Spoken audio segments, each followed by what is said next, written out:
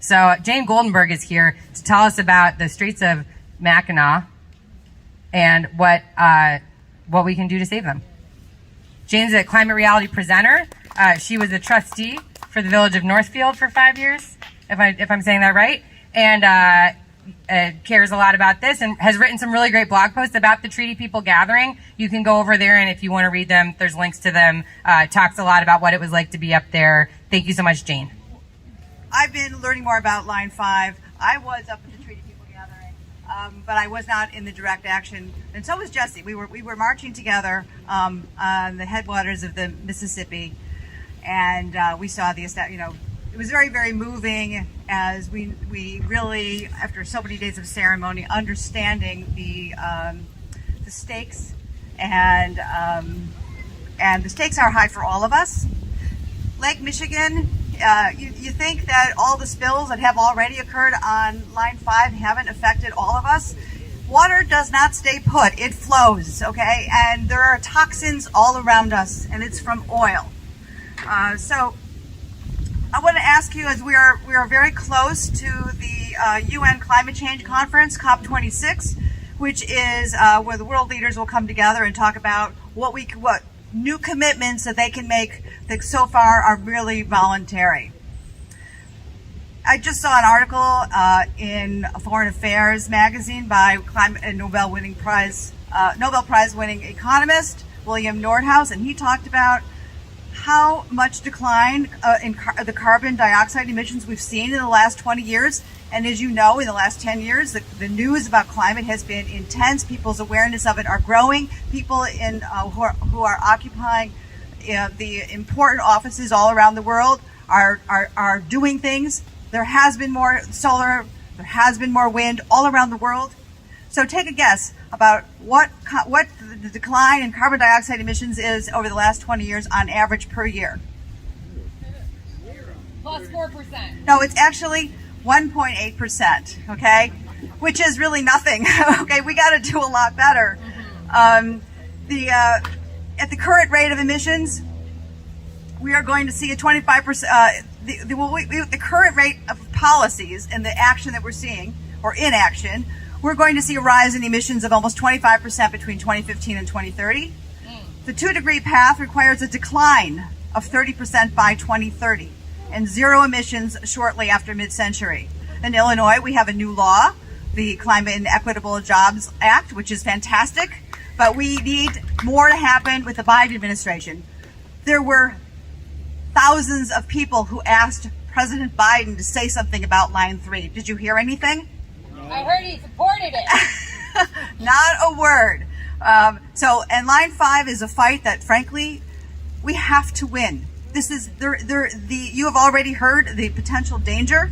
I have a map I printed out, which we'll put on the table, about the Line 5 has already spilled 1 million plus gallons over its lifetime, which is 68 years. The pipeline is meant to function for, so you can see these big red circles.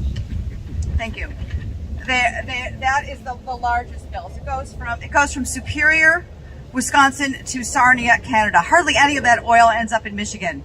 As a matter of fact, I saw another article by an energy consultant this morning from Calgary, Canada, talking about how this is terrible that they have to rely on other nations. It's the big fight with Michigan. They need to keep their infrastructure on their own land.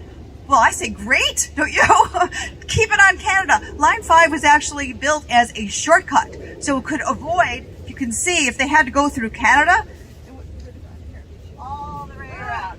So it is put at risk the Michigan, Lake Michigan and Lake Huron, and that is a lot of people and a lot of industry and a lot of jobs at risk. So the reason I mentioned all of this backdrop is why the point of it is that, and when it comes to Line 3, Line 5, or any other new pipeline being discussed, is that they have to be off the table by definition. We cannot get the emissions reductions we need if there is any more fossil fuel infrastructure built in this country, in the world, really.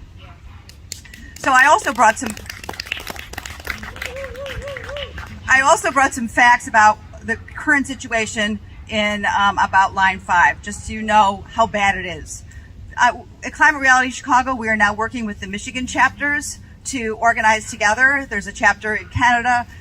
We are going to, there's a very good chance we are going to win this fight. We have to win this fight. Governor Gretchen Whitmer has already revoked the permit as of May 12th. The pipeline has been trespassing on Michigan property and operating illegally. But the Enbridge has taken the state to federal court, but the governor of Michigan and the attorney general of Michigan are working hard to get that court case brought back into state court. This is the stakes are incredibly high for all of the states. If a pipeline can avoid a state's order to shut down, who is the authority here? Is it a multinational or is it the U.S. government? This is why Joe Biden needs to step in. So currently, this pipeline, as I mentioned, has a 50-year operational life. The integrity of the pipeline is poor due to multiple dents from ship anchors, and as has already been mentioned, the pipeline is really floating. It's not meant to be floating. It's meant to be resting on the lake bed. But over time, the lake currents has moved the pipeline, and it is very unstable. It is also subject to the water current, constant water currents, which is why it has moved. There have been some efforts to shore up the pipeline, but it has been unsatisfactory, and frankly, no one is watching closely all parts of the pipeline. There really is no oversight.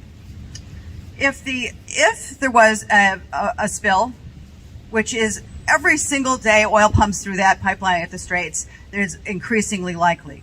There would be an estimated 700 miles of Lake Michigan and Lake Huron shorelines would be severely damaged and with the release of crude oil, and that would cost Michigan taxpayers an estimated $6 billion. You say Michigan taxpayers? That's because Enbridge has no liability. That's just another reason these pipelines are so dangerous. And as we know, what happened in Southern California, that was a pipeline that experts say was most likely damaged because of an anchor strike. We really do need to take these risks seriously, policymakers. Another point about Line 3 and Line 5 is that there are environmental justice issues.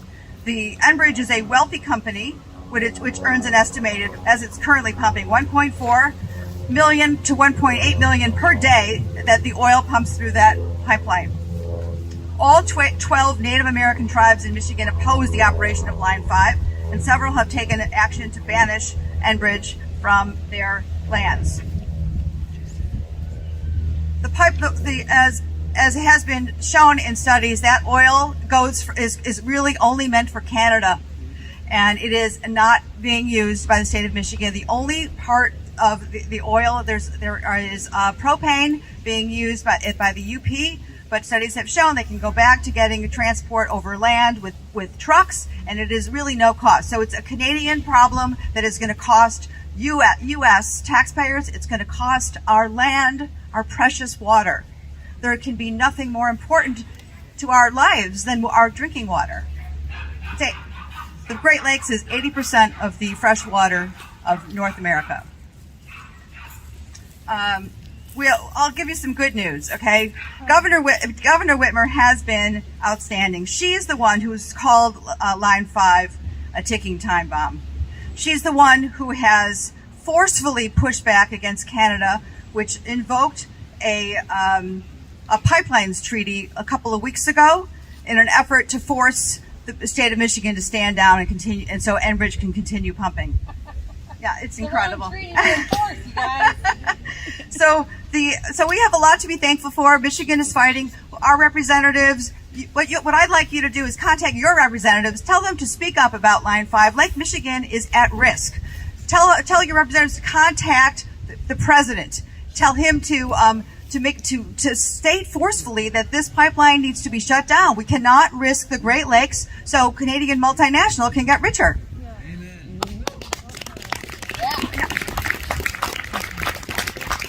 Also, please go to climaterealitychicago.com.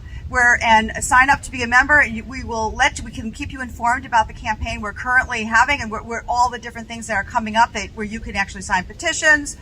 And I also was told to mention something kind of exciting. We have a group of people from our area who will be going to Glasgow for COP26. So, and you can follow their reports from Glasgow at It's Our Future at I of Youth, as in I, as in It's of Youth on Instagram. So follow young people's reporting from Glasgow.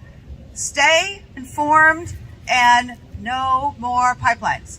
Yeah. Thank you.